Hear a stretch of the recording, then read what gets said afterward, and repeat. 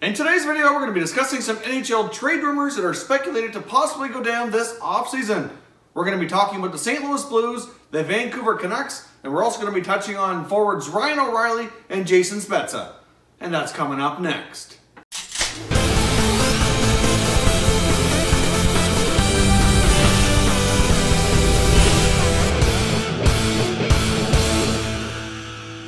Welcome back to another video here at Top Shelf Hockey. If you're new to the channel, thanks for stopping by. We review and discuss all 31 NHL teams. So if you're a huge hockey fan, consider subscribing and clicking the bell so you don't miss anything.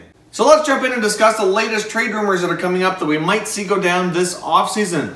Obviously, it should come as no surprise that the two players you see behind me here, Jason Spezza and Ryan O'Reilly, names are circulating in NHL Trade Rumors. We've kind of discussed these players a little bit since the regular season's come to an end.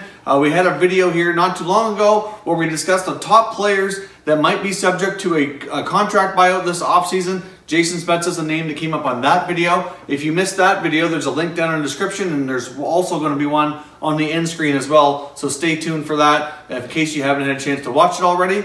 Before Jason Spezza becomes a buyout candidate, it's obviously more likely that the Dallas Stars are going to try to trade him before they go down that road. Obviously, it would make more sense if they can get something in return. Even if it means retaining some salary, it's still better than doing a buyout. So if you take a look at Jason Spezza, he's set to make $7.5 million, and he only has 1 year left. Now, obviously, he's had the worst season of his career this past year. He's 34 years old. His play is certainly declining, but at the same time, if you take a look at the Dallas lineup and where he's slotted, maybe it's just the role he's given just isn't quite working out. He was even a healthy scratch a few times this year, which is the first time in his career that he's had to deal with something like that. So it's certainly quite possible that Spezza might be on the move. With Spezza's contract, he has a modified no-trade clause, which has a 10-team list that he can't be traded to. So obviously that does throw in a little bit of complexity into the deal. And it's not a foregone conclusion he's definitely going to be moved. At the season-ending media availability, General Manager Jim Nill basically said he's going to sit down with Jason Spezza, talk about his future, talk about where things are at this year, and kind of get a feel for what they may do. But I do certainly think with the money he's making, obviously his production is nowhere near justifying that salary, so there likely is going to do something. Obviously this team had a very disappointing year. They've made a number of big moves over the last number of years to try to build themselves into a contender, and really, I mean, if you look back, it all started back years back when they acquired Tyler Seguin. You know, obviously they've acquired Ben Bishop. They brought in Jason Spezza. Like, they've done a lot of which appeared to be, you know, fairly good moves to really bolster this team and really give it a chance to be a contender, but it never seems to work out, and this Dallas Stars team keeps finding ways to disappoint. So obviously they don't want to be paying $7.5 million to a player who's only going to put up 20, 25, maybe 30 points. That just doesn't make sense. Thankfully, there is only 1 year left on his deal, so if he does remain in Dallas, it's not a long-term commitment. However, if you look at a buyout situation, obviously a buyout means that they could get away with paying him 2/3 of the contract, which would be $5 million, and then that would be spread out over 2 seasons, so they could get down to a $2.5 million cap hit for the season coming and the one after. Obviously, that wouldn't be too bad, but there might be an easier way here. If they trade him, then obviously, even if they retain salary, he's making 7.5, maybe they retain 2.5 to $3 million or somewhere around that, maybe 3.25, and then they only have to do that for 1 season. So either way, they keep him and get a cap hit of 7.5 for 1 more year. They buy him out, end up with a cap hit of 2.5 for this year and next, or they trade him with some retained salary, bring it down to a more reasonable number, and maybe they get $2.5, $3 million on their books for 1 more year, and that's it. So either way, there's options here, but I think the more likely scenario is they're going to try to trade him. That would just make the most sense. They might be able to get an asset in return. With retaining salary, they're obviously going to get something back. I don't think it'd be anything too significant though. But either way, they get that contract off their books. They don't have to have it on there for 2 years through a buyout, and they can get some kind of asset in return. Now, a team that comes to mind, I was wondering that might actually work, which I've seen some speculation online as well, is the Vancouver Canucks. Now, obviously, the Canucks are going to have a lot of cap space. They've got $14 million that they've been paying to Daniel and Henrik Sedin, which is coming off the books. Plus, the cap is expected to go up. So the Vancouver Canucks are going to be in a very healthy salary cap situation. They're going to have a lot of youngsters on the team. And if you look at their center situation, Obviously, a lot of these potential candidates to play center for them next year are quite young and inexperienced. So maybe a guy like Jason Spezza could come in and kind of offer some insulation, some experience,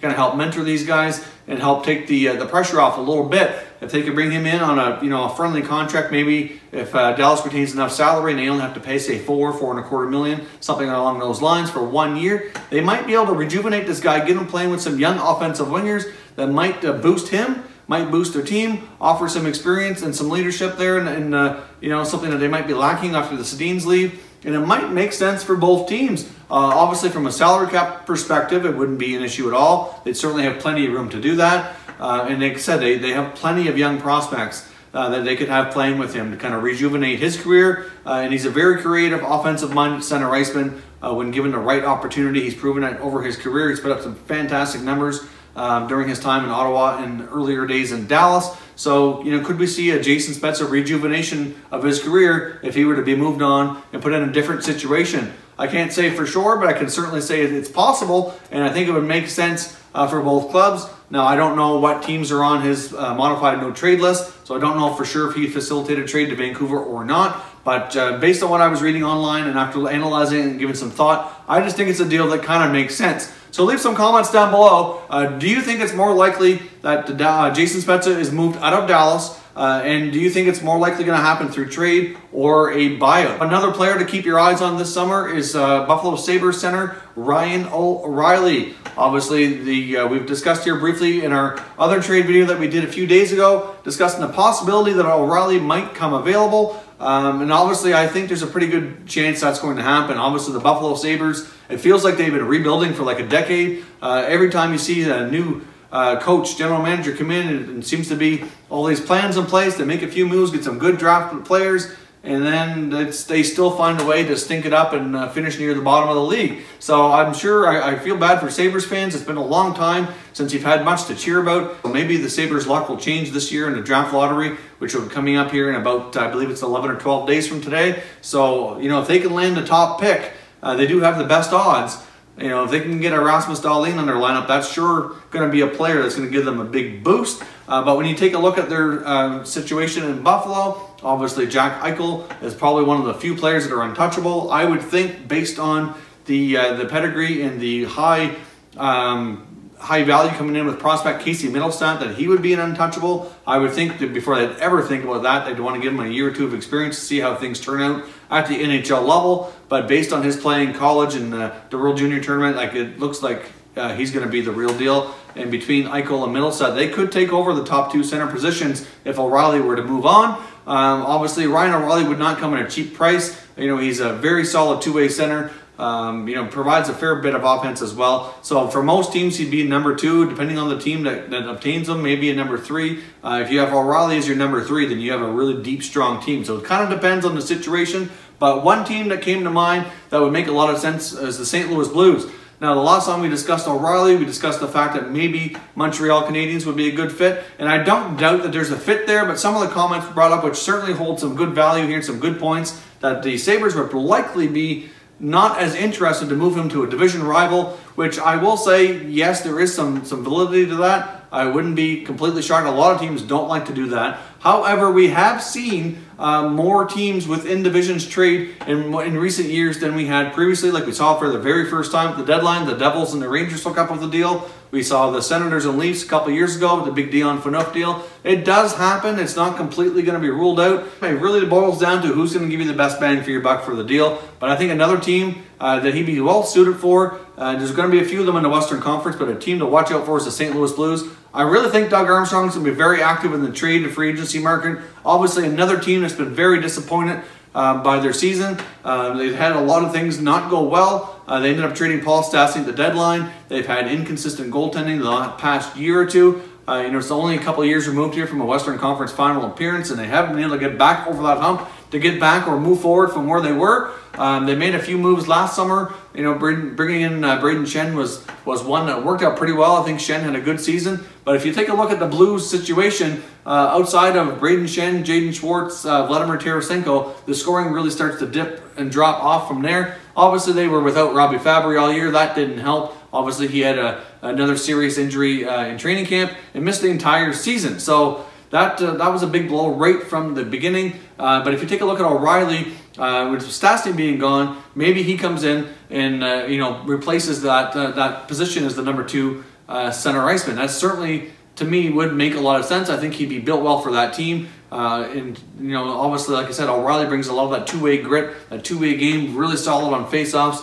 You know, he's really good with stealing the puck. He's a really, really solid player. Really underrated in a lot of ways, in my opinion. I think mainly because he's been playing in Buffalo for so long. I think his value has kind of diminished a little bit. You know, and maybe the Sabres might even be willing to retain a little bit of salary too to make the deal work. But the Blues are loaded with prospects. We've discussed that before. Obviously, they're not probably all going to get a chance to play, but I mean, they got Tage Thompson, Klim Kostin, Jordan Kyrou, Robert Thomas, just to name a few. There's others as well. You know, they've got enough guys that are, and now that they missed the playoffs, they're going to have a top, you know, 14, 15, I'm not sure where they're going to end up in the draft, but they're going to be in the upper half of the draft this year, so they're going to get a decent player there as well. So they've got enough pieces there that they could easily move a younger forward, for example, to obtain a guy like O'Reilly. It wouldn't be a stretch at all, and I think they can make it work because they're in a decent cap situation with having Stastny's big contract off the books. So I think O'Reilly to St. Louis makes a lot of sense for both teams.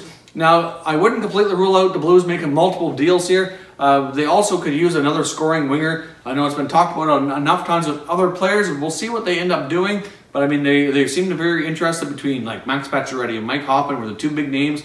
I'm not convinced for sure that that Hoffman's going to be traded, but Pacioretty seems like his days in Montreal, based on Marc Bergevin's end-of-season comments. I think it's more likely now that he does get moved in the offseason. So I think that's a possibility. I'm not sure he's the best player that would fit in that Blues lineup, but it's certainly a player that would work well. Obviously, he's a proven goal scorer. Obviously, they could look at the free agent market. There's always James Van Riemsdyk. I mean, hard to say if he's going to stay in Toronto. I mean, it's going to, I think, be difficult for them to re-sign him with the kind of money that he's going to want to look at compared to all the other contracts they have to take care of. So it's a pretty good likelihood that JVR moves along.